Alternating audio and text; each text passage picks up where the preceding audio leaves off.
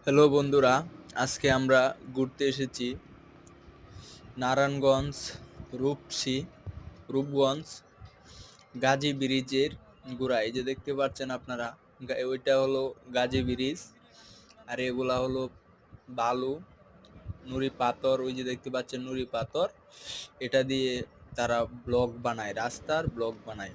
এই যে দেখতে পাচ্ছেন বড় বড় জাহাজ দিয়ে এই যে বালু আসে, সিলেকশন বালু, এগুলো এই যে এই বেকু দ্বারা এখানে আনলক করা হচ্ছে নদী থেকে।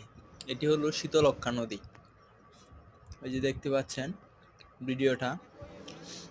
এরকম আরও আপনারা ব্লগ ভিডিও পেতে আমার চ্যানেলটিকে সাবস্ক্রাইব করে দিবেন।